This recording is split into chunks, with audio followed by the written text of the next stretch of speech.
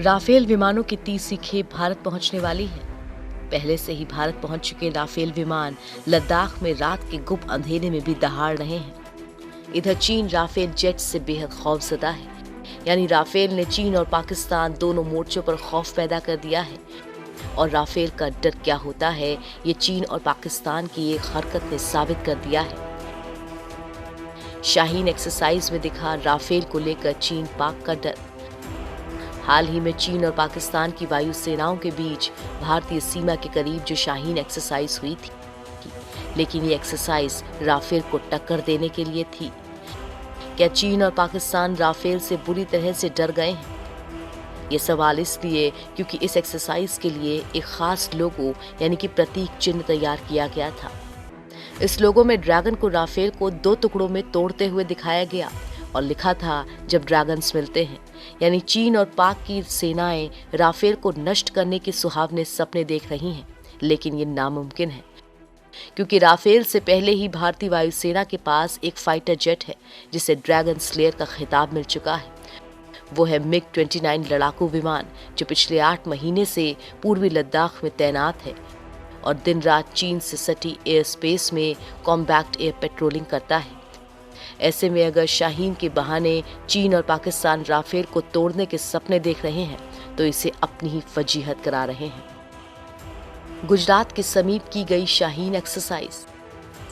पाकिस्तान के सिंध प्रांत में पिछले महीने 11 से 25 दिसंबर को शाहीन एक्सरसाइज हुई थी।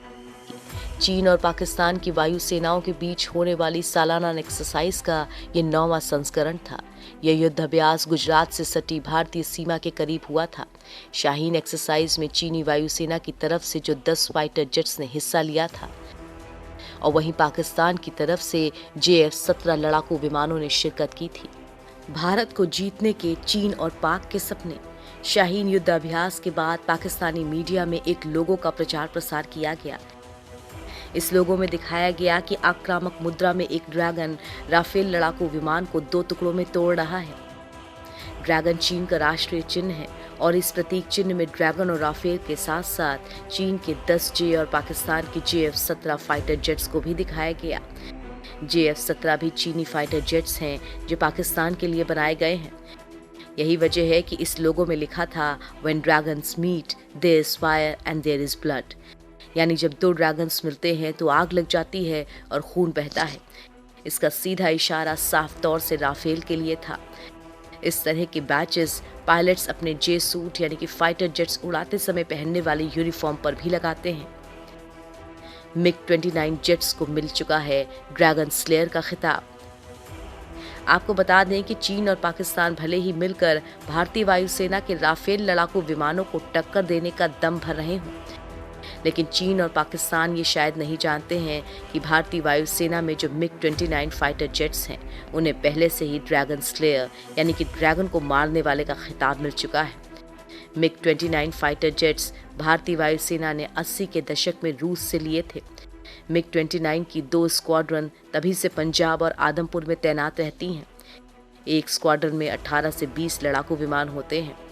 इन MiG-29 की जिम्मेदारी चीन और पाकिस्तान की एयर स्पेस की सुरक्षा और निगरानी करना है। करीब 2 साल पहले इन रूसी विमानों को अपग्रेड किया गया था।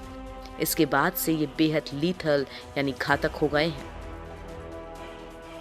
कहां पर तैनात हैं भारत के MiG-29 fighter jets? Upgraded MiG-29 fighter jets का डिटैचमेंट पिछले 8 महीने से पूर्वी लद्दाख के फॉरवर्ड एयरबेस पर तैनात है और दिन रात चीन से सटी एयर स्पेस पर कॉम्बैट एयर पेट्रोलिंग करते हैं। इन MiG-29 की परफॉर्मेंस को देखते हुए भारत 21 और MiG रूस से खरीदने जा रहा है। जानकारी के मुताबिक रूस ने पुराने मेक के 21 MiG-29 फाइटर जेट्स को अपग्रेड करने का भी वादा किया है।